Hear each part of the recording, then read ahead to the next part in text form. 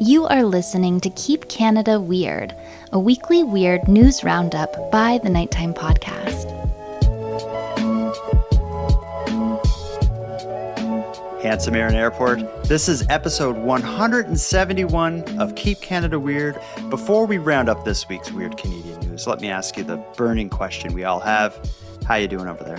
No, I'm doing very well. It's a comfortable temperature. Last week when we recorded, I was having a lot of aggressive perspiration from being in an upstairs apartment, and the heat was very intense. And you did the stereotypical podcast thing for real as you recorded without pants. That's right, but I had underwear on, so for legal purposes, please state that. Okay. Fortunately, it's not that hot tonight, so nothing weird's going to happen.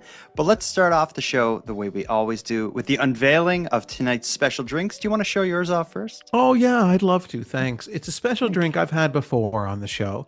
It's actually the special drink that I go to most often when driving a long distance. I like to get a sugar-free vitamin water. Okay, yeah, I like those things. Yeah. This flavor, as I will read to you, is blueberry pomegranate flavor.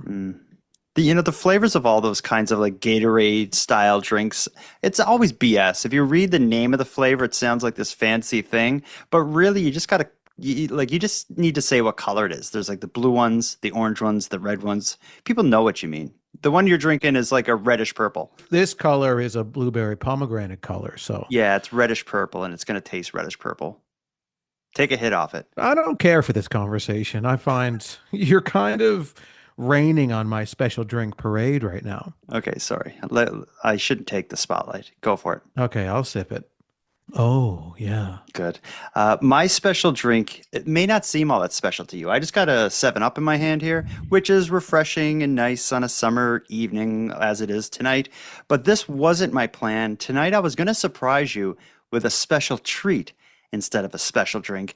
But after going from shop to store to grocery store to gas station, I could not find what I was looking for. What I was going to have tonight may have been a sad way to start the show because I was planning to mourn the loss of a friend. Do you know what I mean by a Jersey milk bar? I do know a Jersey milk bar. I've seen them in convenience stores all throughout my entire life and rarely ever bought them. Yeah, it's a shame. Much like the cherry blossom, the Jersey milk bar has been a staple at Canadian convenience stores for the last, 100 years. The manufacturer just announced that the bar has been discontinued. After 100 years of production, will no longer be sold. I thought it would be cool to have one on the show tonight and crack it open and eat it.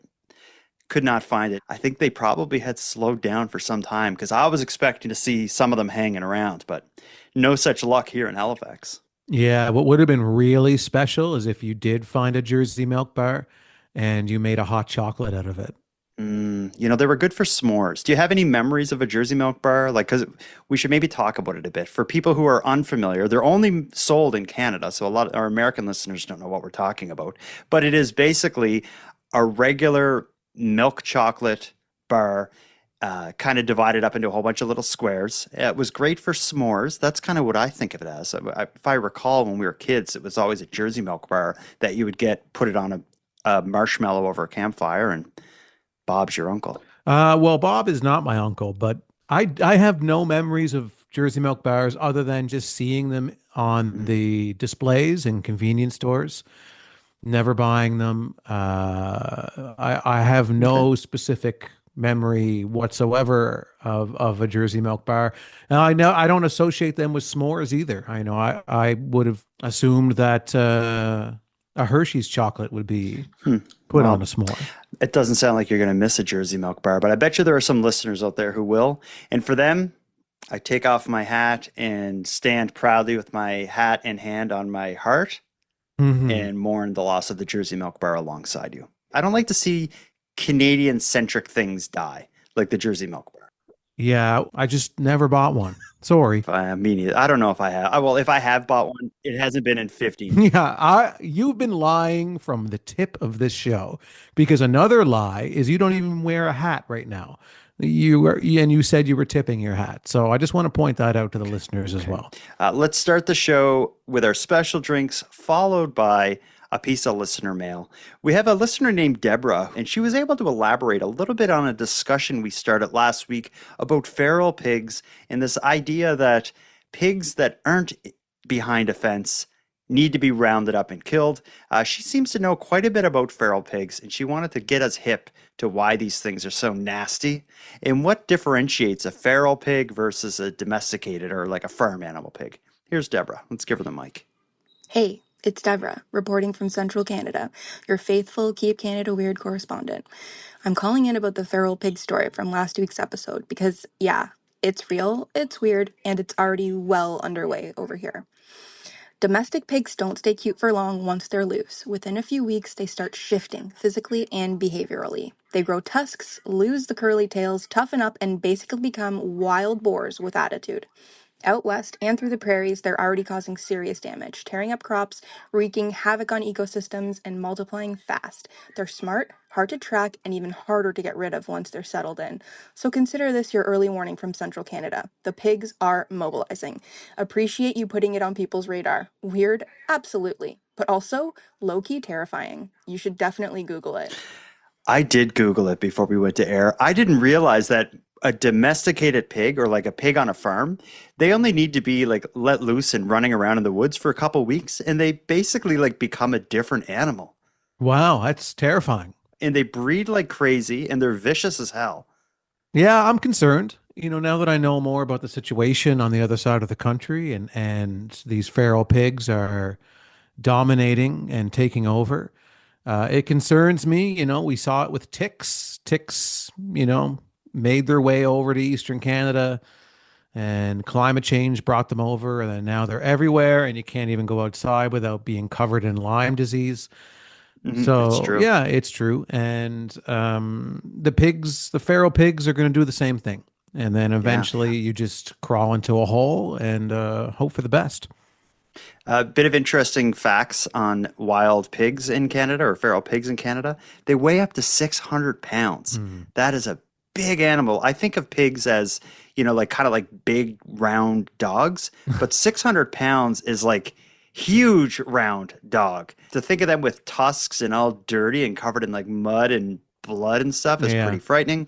But the fact that shocked me the most when pigs started escaping and becoming feral and breeding, it was thought that they wouldn't be able to survive or at least not thrive in Canadian winters. So when feral pigs first started to kind of grow in numbers, it wasn't an immediate concern, but it turned out that they actually started building these things that they call pigloos after an igloo. And it's these little like kind of dens or huts that the pigs are making to survive the winter. It sounds made up, pigloos, but it's a thing. And that's one of the ways they've been able to adapt to Canadian winters and continue to grow in numbers, ultimately before heading east and killing you and I with their dirty, muddy horns. Yeah, I don't want you to take this personally, but I hope they kill you first. I think they will because I'm more west than you, Yeah, right? Like I think when yeah. the pigs come to Nova Scotia, they'll go through Halifax. They'll show up at your door with probably my head on one of their tusks. Absolutely, yeah, yeah. I'd appreciate if you give me a text heads up kind of thing. Yeah. My house is surrounded. Like, hey, I'm being eaten. I'm being eaten right now by one.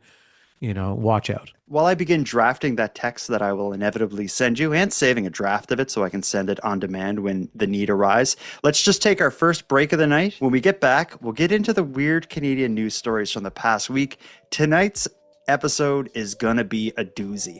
We have 2 stories about gross Canadian places, and then we have a trilogy of stories about mischief, madness, and misfortune. But we'll start with the gross places after this break.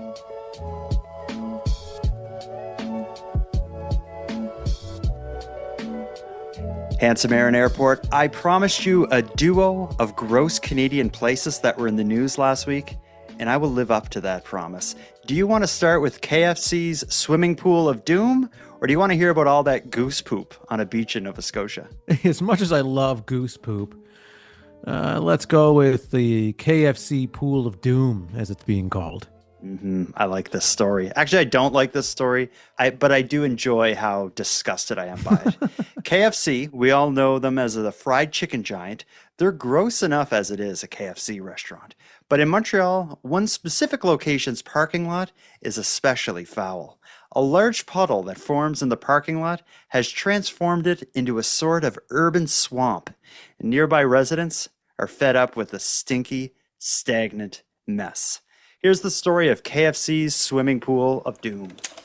For some, it's become a neighborhood joke. It looks like still water. You know, if you drop inside, goodbye.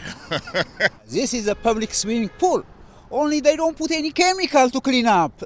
But for Barry Dane, it's no laughing matter. They call it a swimming pool that nobody dare go in because it's dangerous to health. Standing water outside of a KFC parking lot in Côte-de-Neige, NDG, is a growing concern. Many say it's been there for months, and the smell is getting worse. They're afraid it's becoming a health risk. It's very dangerous.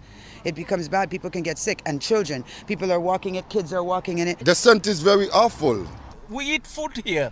Just by standing here, I can already smell the stale water. It's overflowing from the edge of the KFC parking lots, spilling onto the sidewalk and trickling into the street, creating not just a mess, but a public safety concern. One business owner says she wants the city to do something. So many people complain, you know. City call, nobody listen, I don't know. The borough says they are aware of the problem, but it's not their job to clean it up. The responsibility is on KFC. According to the city, the problem is coming from the restaurant's sewer pipes. They say they notified the owner a few weeks ago. We spoke with the employees at KFC, but they told us to reach out to head office. We did, but did not hear back in time for broadcast. As for 94-year-old Dane, I want to see it cleared. We don't need danger in the community. We have enough problem with ourselves and others. with rain in the forecast for this weekend, he's afraid the swimming pool in the parking lots might just get bigger. A KFC parking lot is a pretty gross place as it is. And this idea that it doesn't have like the appropriate drainage or whatever, and it just forms this massive swimming pool that doesn't dry up between rainfalls, that must be just disturbing. Before we dive into the still water, the sign on the KFC, why did it say PFK? Is that something new that I'm missing, or? Well, this is in the story set in Montreal. That must be the French. Okay. Thank you for clearing that Instead up of for me. Yeah. Yeah. Poulet. You said it was PFC? PFK. PFK. Poulet fried Kentucky? Like the French. Yeah. That's how the French would say it. That clears that up because I couldn't focus on the rest of the story until I You want me to play it again? If you don't mind playing it 2 to 3 more You're like, times. Yeah, so it's this idea that the business would allow water to collect. It's a problem in a few ways. In the winter, it's going to freeze, people will slip and fall and sue KFC. In the summer, it's just going to be a disturbing mess. I can only imagine the stuff that's living and growing in that is just straight from hell, which is why I call it the swimming pool of doom. We've heard you describe yourself, Aaron, last week, how hot and muggy it was in that upstairs apartment. Can you imagine how disgusting it is around a puddle in a KFC parking lot, probably with dead rats and chicken bones floating in this thing? Mm-hmm. They got to do something about this. Yeah, it reminds me of Ghostbusters 2 and the scene where they're like lowering down into the sewer in Ghostbusters 2, and there's that river of slime. And they're like in their suits and everything trying to get a sample of it. That's what this big giant puddle of awfulness reminds me of. Yeah. The employees of this KFC, how do they feel about it? I can't imagine wanting to go to work every day with this thing in the parking lot. Do you like KFC? Like, do you eat it? No, I don't. I think of KFC as I'm not going to feel good after I eat that. That's what I think when I see KFC. When I smell KFC, I think this is the smell of the kind of food that makes me feel like crap.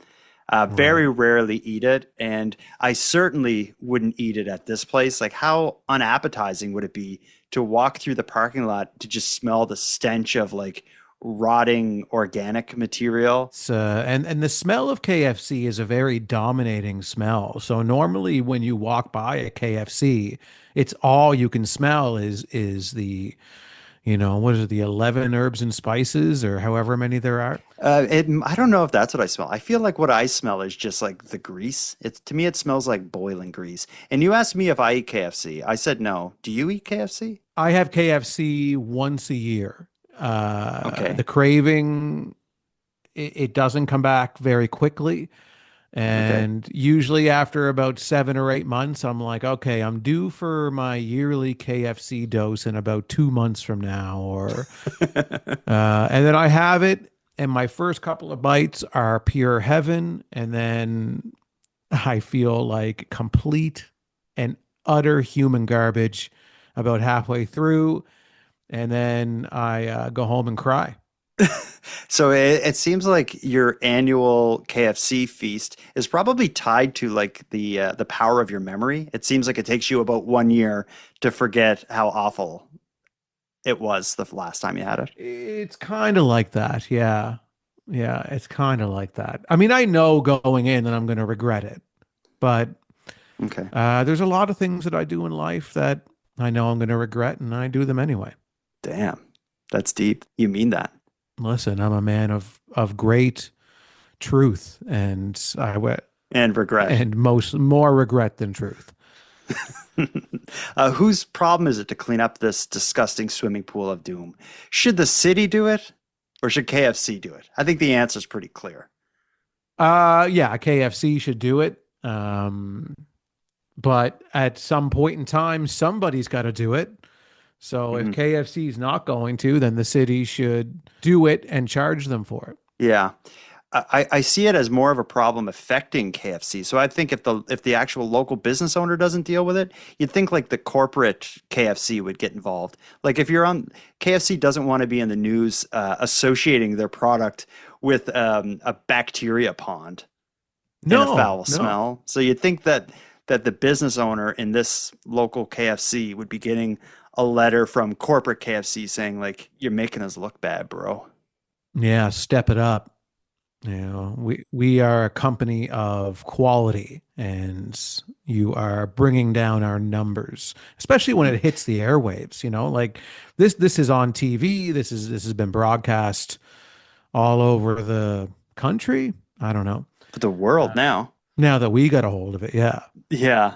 And we're running with it. But let's move on to another gross story. We've attacked this KFC enough, and I think the shareholders are probably flipping out knowing that Keep Canada Weird got their greasy mitts on this. Let's move on to the story of the goose poop at a Nova Scotia beach. Penhorn Lake Park in Dartmouth has long been a local swimming spot.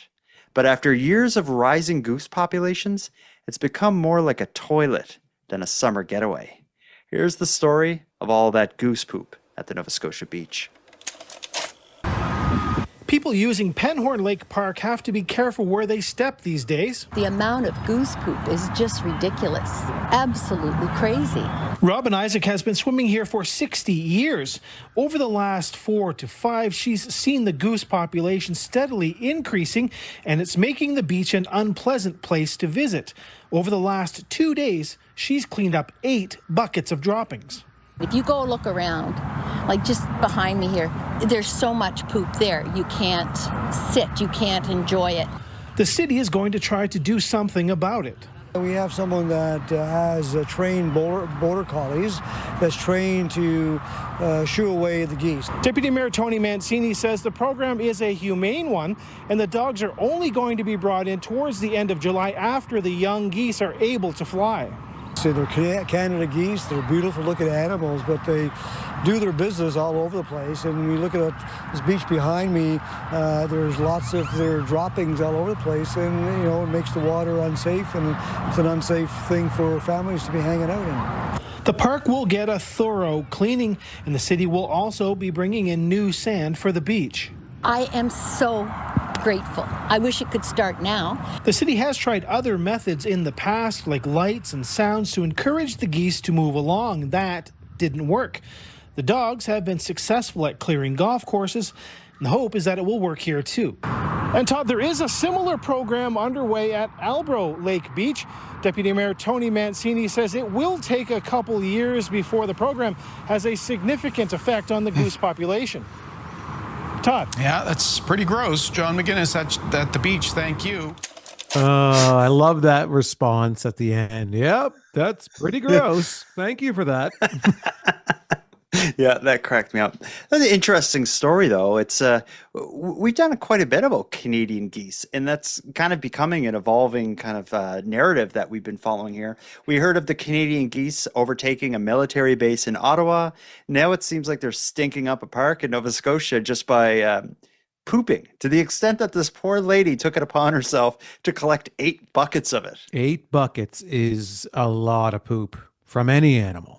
That would take her. That's a long day of just picking up. Why would she do that? And I wonder if she even put a dent in it.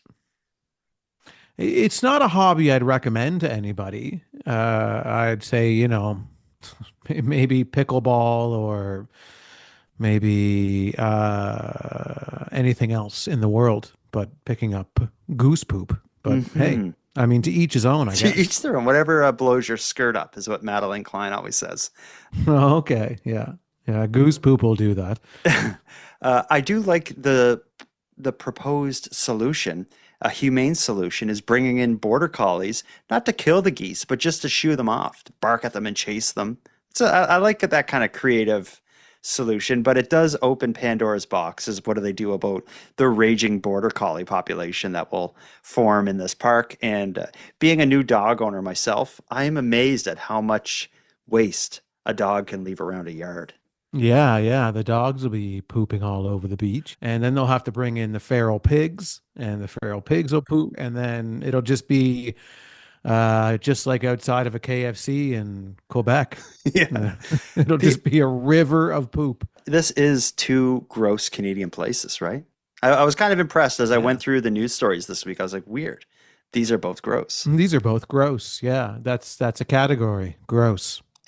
And we come, like, for people who are unfamiliar with Cape Breton Island, where we're both from, we actually come from a bit of a gross place. People who are unfamiliar with Cape Breton Island are often enjoy hearing about the tar ponds. Yeah, it's been encased in a concrete ball, and let whoever digs it up 5,000 years from now deal with it. Yeah, it's like our version of Chernobyl. I'm no expert on the tar ponds history, but a crash course in it. And I know a bit about it because I actually grew up like very close to the tar ponds. What it was we used to have a steel plant right in the center of Sydney, which is the city in Cape Breton that I'm from, and you lived very close to. There was a steel plant in the center of town. The steel plant, kind of the waste from the steel plant went into this like nearby lake and river system that was downtown. And I think when it all started, back in the day, they didn't realize the problem it would create. But this lake became so polluted, it was given the name tar pond or tar ponds. And they tried to deal with it, they being like the government, both the municipal, provincial, and federal government have gone in on trying to remediate this site. It was full of carcinogens, like cancer-causing pollution stuff. They tried a whole bunch of different ways to get rid of it. Nothing ever worked. And eventually what they decided to do was like encase the whole thing in this sort of like rubber bag that they buried, I believe is what they did. And now there's a large park there on top of the tar pond, which is in a bag underneath the ground. Yeah. Did I get that right? Yeah. That's more or less the story. There was even a gentleman that went down at one point in time in protest with a bucket and a shovel and tried to remove the tar ponds himself. When it was seeming like nobody was going to do anything about it. Well, this has been a great duo of gross Canadian places. Why don't we refreshen the room here by taking a quick break and then getting to our trilogy of stories covering mischief, madness, and misfortune in Canada. You ready to do that? I'm ready. Okay, I'm going to take a quick sip of my special drink. Let's have a quick break.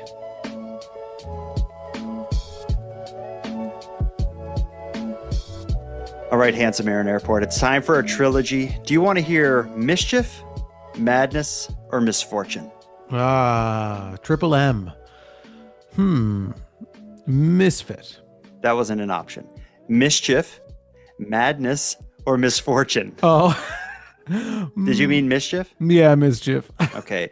Our story of Canadian mischief. This is a story that I think we're both going to cringe at because nothing is tackier and more trashy than a cigarette lighter in the shape of a gun. In Vancouver, police are getting fed up with being called to firearm complaints, only to find out that the weapon is actually a novelty lighter. That's right, gun-shaped lighters are causing full-on armed responses, and the city is now saying enough is enough, and a bylaw is in the works to regulate novelty lighters shaped as guns. Here's the story of the bylaw in Vancouver that may put the end to the gun lighter chaos. They look like the real thing, and police are growing tired of them. You can imagine something like this pointed at an officer or seen by a member of the public in a dark alley in the middle of the night. We're going to think this is a gun, and we're going to treat it as if it's real. Late last month in this East Van neighborhood, police responded to reports of a man with a gun in his home. It prompted a large response and took several hours, but turns out it was one of those gun look-alike lighters. Anecdotally, I can tell you we're receiving multiple calls each week. Sergeant Steve Addison says each call can deploy a dozen officers or more, tying up valuable resources. Gun-shaped lighters are, frankly, they're a bit of a menace. City Councillor Mike Klassen is pushing a new bylaw to ban the sale of these novelty lighters in Vancouver stores. They don't serve any real purpose, and they create a huge amount of risk where police are come out in big numbers because they think they're real weapons, and potentially somebody could get hurt. Well, the whole thing is just so silly and so immature. This firearms advocate calls the bylaw impractical and a waste of time. What does that look like? Or is somebody that has a gun-shaped lighter, maybe that walked in from Burnaby that gets caught with it, is lighting a cigarette or something? Are they going to face a firearm charge? Are they going to just face confiscation? And how do you police people buying them online? Klassen admits there are legal hurdles, but believes the bylaw could ignite meaningful change. I think that sending the signal of making sure that they are banned for sale would be a very important first step to make sure that we don't have these around. Council is expected to vote on the bylaw in the coming weeks. What do you think is cooler, Aaron? One of the switchblade knives that are actually a hairbrush, a hair comb, or a lighter shaped as a gun? Yeah, definitely the switchblade comb is cooler. Because you get to do the whole kind of comb. I mean, this is an audio podcast, and you flick it out, and then you comb your hair with it and grease your hair back, like. It is super cool. And then you get on your motorcycle. Yeah, we're with a gun-shaped lighter. What do you even do other than have like an awkward lighter in your pocket? A part of the beauty of a cigarette lighter is just its shape. Yeah. It's this subtle, thin thing that just slides in your pocket for when you need it. If it was a metal gun-shaped lighter, that's just so inconvenient. Yeah, I don't want to have a holster for my lighter. Yeah. And then on top of that, like this story says, there's a safety risk. I don't want to get shot by a cop because they think my lighter is a real gun. Why would you risk it? Yeah. And those lighters, those gun-shaped lighters are almost like blowtorches. Yeah, they use, I think you call it butane, where instead of a little flame popping up, it's like a torch, like.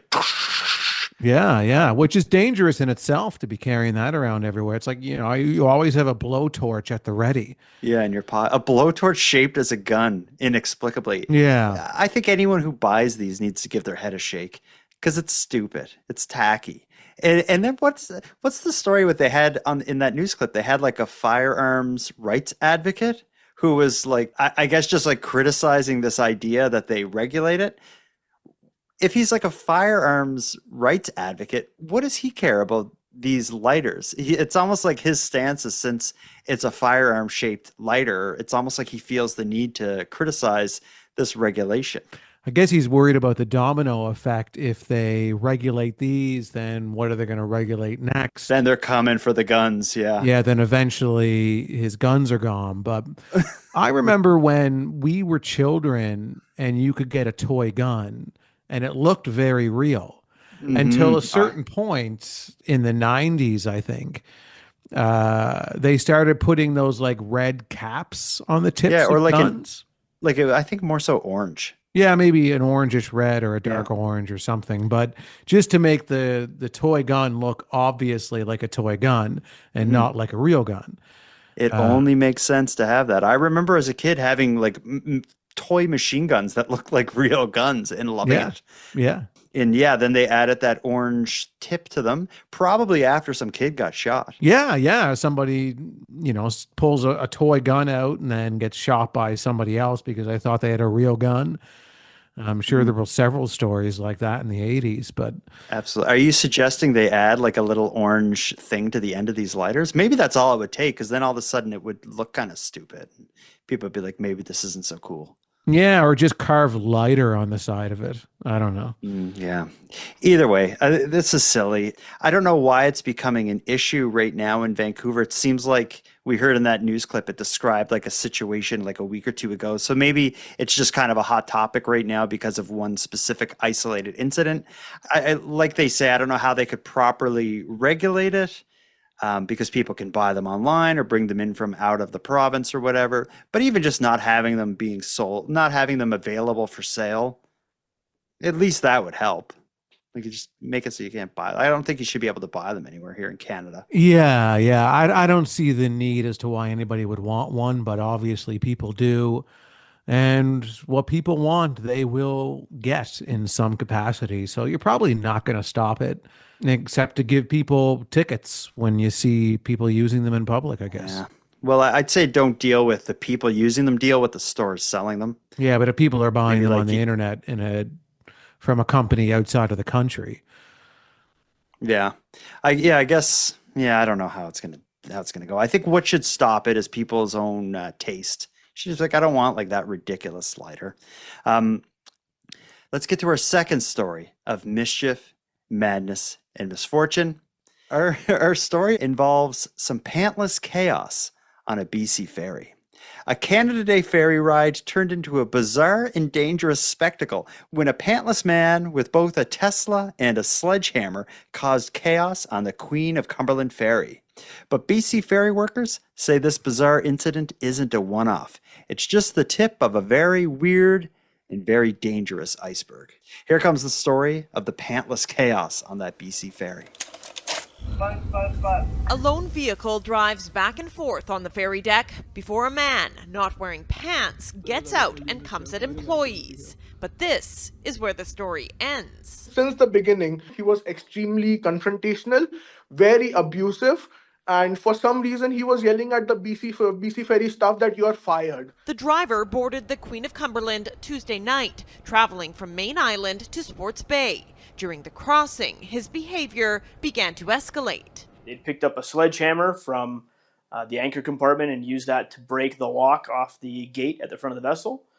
And then had gotten back into their vehicle and were moving their vehicle around. And that's about where the video picks up. There is RCMP here. The crew called the RCMP, and with the ocean still between them, they stand face to face. We're going to put the apron down. But when the officers come aboard, he bolts, barricading himself in his vehicle. They ultimately removed the passenger from their vehicle and detained them. John Martel remains in custody and is facing several charges. The court has also ordered an assessment of his mental condition. They're going to have to break the window. But the BC Ferry and Marine Workers Union says this is just one of many incidents its members are forced to deal with on a regular basis. There has been an increase in negative interactions, both verbal and physical, for people traveling, and that makes it more difficult to come to work for a lot of folks. In a statement, BC Ferries says we're supporting the employees involved and taking a hard look at how we prepare for these situations. This comes after another incident on Saturday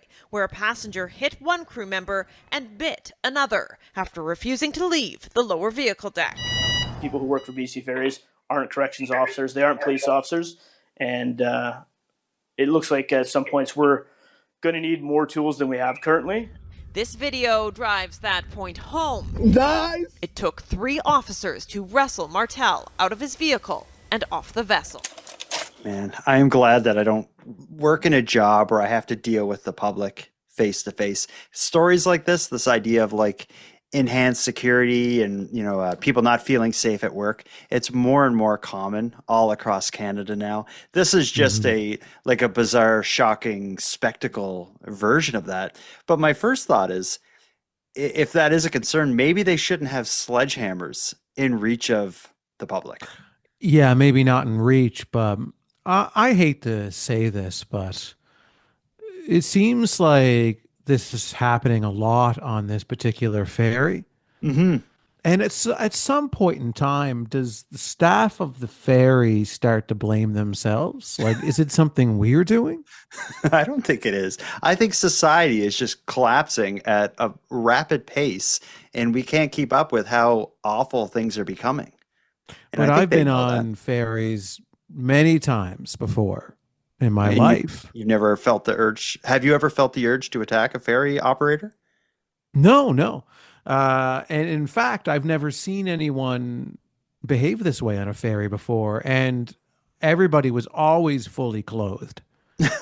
Have you ever watched those TV shows where it's like people getting mad at the airport because their flights are delayed and that sort of thing? Mhm. Well, I think this is just like, I think the ferries and is no different than the airport. Like, you're going to have people who show up drunk or they miss their ferry and they're flipping out or whatever. Like, I think it's the same thing. It's just ferries don't move as many human beings as an airport does. And that's why those stories seem more connected to airports than ferries. I don't think it's the ferry operator's fault. I think this guy, something would have happened whether he was on this ferry or somewhere else. Right. The fact that he had no pants on, of course, it was a Tesla vehicle, and there's probably some people out there that will have something to say about that. A sledgehammer of all things. I don't even get what he was trying to do. I also like the way the ferry operator explained it, is he was very loud and abusive, and for some reason telling everyone that they were fired. Since the beginning, he was extremely confrontational, very abusive, and for some reason, he was yelling at the BC Ferry staff that you are fired. I can almost hear that. Yeah. And do you think it's because the ferry is so slow moving? That is That frustrating. people get frustrated? What I don't like, and I don't know if every ferry is this way, but the ferry that goes between Nova Scotia and PEI is you drive your car on the ferry, but then you got to leave your car and go upstairs, and you can't go back to where your car is until it gets to the other side. That kind of bugs me. And does it bug you enough to take your pants off? I don't think it's ever bugged me enough to take my pants off. No, I've gone as far as to say this sucks. Yeah. Did the guy have his pants off long before he got irritated? It's hard to tell because maybe he pulled in irritated. There hasn't been, as far as I can tell, any journalism done into where his pants went and at what point his pants come off. I think a part of that is what we see, what we know about this story is largely from a video that somebody captured of him running around in his car going crazy with no pants on. The video doesn't start until the man's pants have already been removed. If only we had video from, I don't know, following this guy for hours prior, we could probably get a better sense of what motivated the removal of the pants. See, and here's another aspect of this is that most of the story is coming from this video footage of the incident where it's starting off and he's already not wearing pants and he's angry at the people who are running the ferry. So he fired them. Yeah, he fired them because what if what we didn't see before the video footage started was the staff of this ferry taking his pants off, saying, "Give me those pants." Yeah, that's true. There may be another side of this. It's kind of like a lot of TV shows start with the cold open. The video of the man outside of his car on the ferry with a sledgehammer wearing no pants. He's flipping out. He gets arrested. And then it goes to the episode. You know, the X-Files logo comes up on the screen. We hear that story. Then when the show starts, it brings us back, early, like the beginning of the day. He's getting out of bed, clearly has pants on. The rest of the episode brings us up to that point that the pants get stolen by a VC ferry operator. Yeah. I could see it now. It writes itself. You see it every day, these types of things. And it's unfortunate for the pantsless man because now he's been demonized in the public. And when all he wanted was his pants back, probably. Let's go to our final story of the night. This is going to be a story of Canadian misfortune. You may have seen this one going around in the news because it's caused quite a splash when the tree fell down. In Point Calamouche, Quebec, the removal of a large tree turned into a full-blown shit show when a massive tree came crashing down in the wrong direction and flattened a home.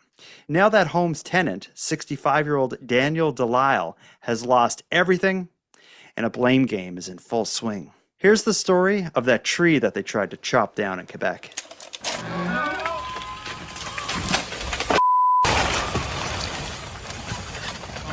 The moment captured on video.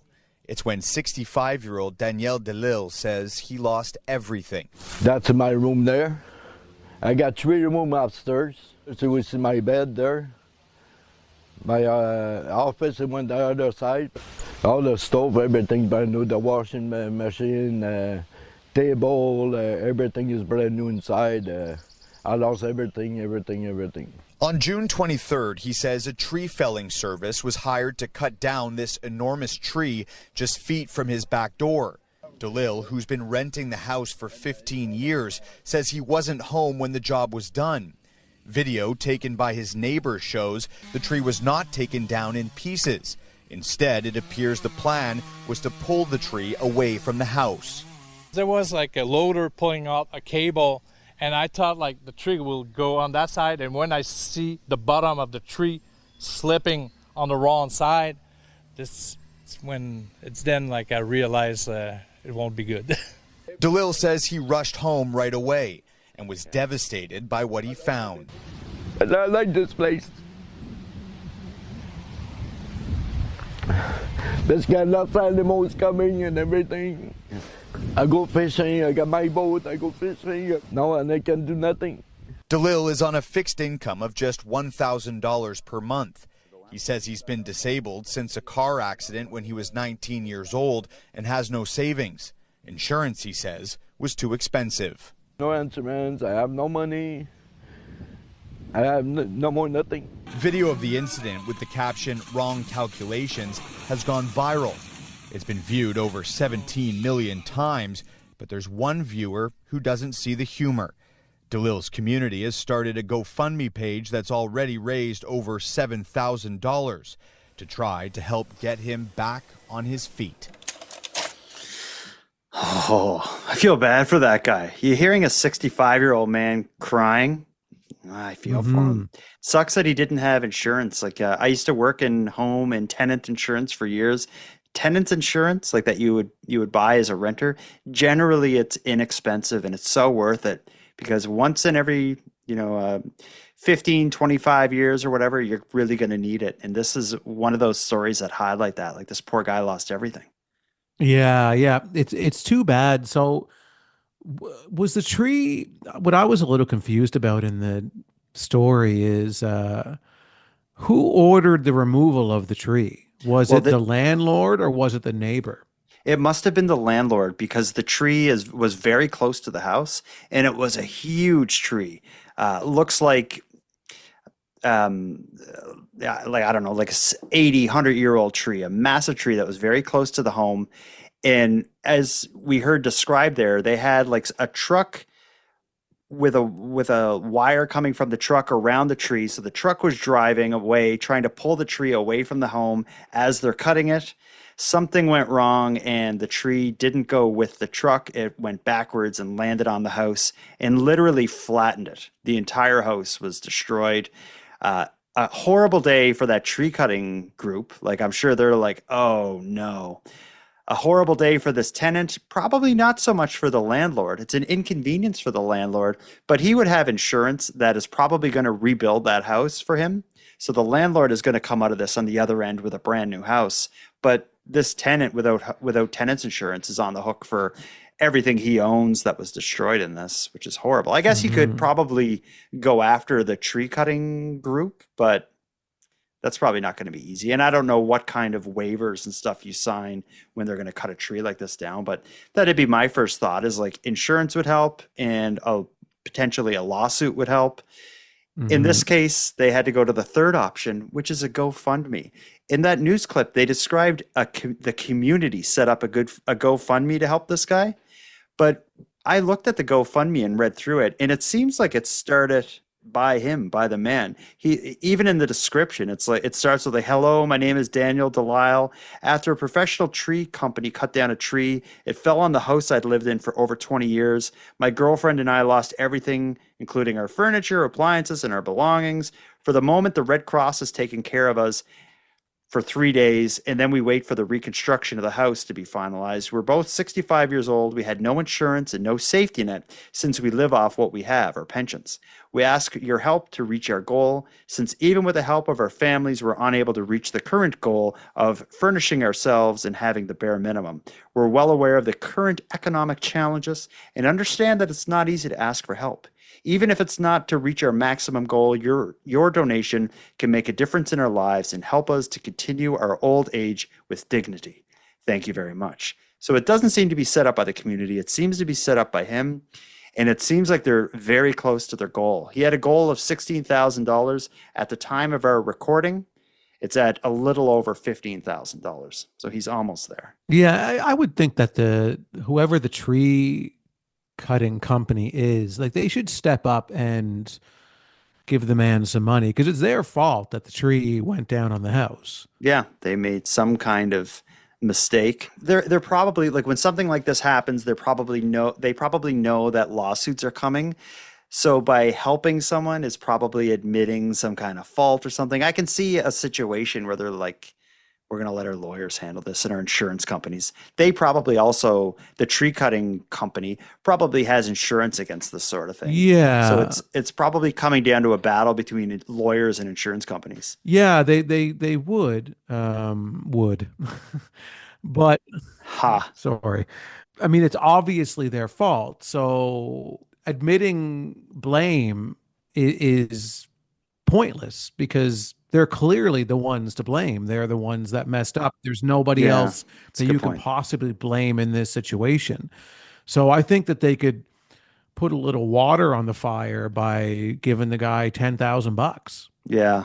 And $10,000 is going to be peanuts compared to what the end result of all this will eventually be. Yeah. So 'cause it's a large house, and of course, this is probably going to destroy their business. Would you ever hire the local tree cutting company that flattened the guy's house and was in the news, and the old guy lost everything and it was on Keep Canada Weird? Yeah. So maybe if they, were to give him a donation of say $10,000, it could give them some goodwill in the community, and people will keep hiring them. Yeah, make it right.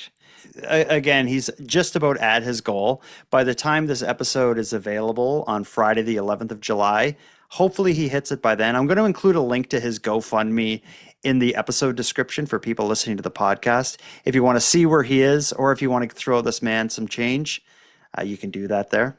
But I never really support GoFundMes, because in my mind, they're always scams. But this one here, and this one appears to have been vetted by GoFundMe, so it's good. Right. That's great. Yeah, I think people should donate to this and help this guy out. And we give it the KCW donation stamp of approval. It's just sad to me. I picture, like, I saw my dad a little bit in this guy, and maybe it's because of the age. Maybe it's because of him saying, like, I see animals here, I go fishing here. Like, it just seems like it's such a simple kind of guy to just, like, end up with a tree falling on his house. That sucks. And that's why it's the story of Canadian misfortune. We had madness, we had mischief, we had misfortune. Is there anything else you could possibly ask for tonight? Misfits. What about more stinky places? Yeah, more gross stuff in general. No, I don't want to do too much of that. We don't do too much gross places or stinky stuff, and we avoid animals getting hurt. I think we've been through enough tonight. We could start wrapping this up. You want to give us a happy ending? Is there anything nice you can say that can maybe cheer us up? Anything nice to say? Well, regardless of how you've hurt me tonight, and lied to me at the beginning of the show. I still love you. Oh, good. Well, that makes me feel better. I'm done my special drink. You done yours? I still got some left to enjoy after the show tonight. Okay. Well, I'm done mine. So let's wrap up the show. Handsome Aaron Airport. Until next time. Jordan, bus stop, backhoe, Bonaparte. Until next time. Be careful when you're cutting down trees. I know from experience it can be quite risky. I chopped down a small tree with a friend a few weeks ago. We double checked everything. We were sure the tree was going to fall somewhere safe, and it ended up falling on the electrical wire that connects the power line to their neighbor's house. Fortunately, it didn't break that line, so I think we got out lucky. We could have been being talked about here on Keep Canada Weird. Yeah, and Jordan, until next time, you recently took in a dog, a rescue dog. I want you to think about taking in a rescue feral pig and seeing what happens. I think I'm more likely to take in a rescue 65-year-old man from Quebec and his girlfriend. Oh, okay. I'm going to take in some rescue still water from a KFC parking lot. I want to thank you for helping Aaron and I fulfill our mission to keep Canada weird. If you've got a news story from your area that you'd like to share with us, or have any thoughts or theories or opinions on anything we discussed tonight, we'd love to hear from you. You can contact us by using the voice recorder that can be found at nighttimepodcast.com/contact. And on that topic, I want to give a big thank you to this episode's correspondents. If your voice message was aired tonight, you can email me your address. My email is nighttimepodcast@gmail.com, and I'll get a Keep Canada Weird badge and swag pack sent out to you. I just ask that you wear the badge proudly and responsibly. Next, a big thanks goes out to Aaron for another great night, you, Nicole, for the intro and outro voiceovers, and Monty Data for the outro version of O Canada. And then, of course, a sincere and massive thank you goes out to each and every one of you listening. Your support makes this show possible. And if you'd like to support the show even more, please consider a subscription to the premium feed, which can be found at nighttimepodcast.com/subscribe. The premium feed costs just a couple dollars a month, but that money will fund the creation of new episodes of the show, and it'll give you those episodes 2 days early, ad-free, and access to a back catalog of episodes. And even if you don't want to go premium, you can still support the show by sharing this episode on social media. That helps a lot too, and it's free. Your support is very much appreciated. So with all that said, until next time, take care of each other, hug your loved ones tight, and together, let's keep Canada weird. Keep Canada Weird is written, hosted, and produced by the Nighttime Podcast. And now to our viewers and listeners everywhere. Good night.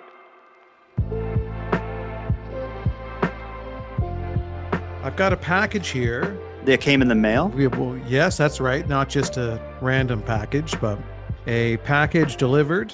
And let's take a look inside and see what is in this package from Charlene. Oh, look at this. This is cool.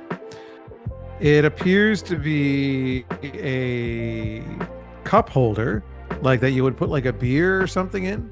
It's made of tires.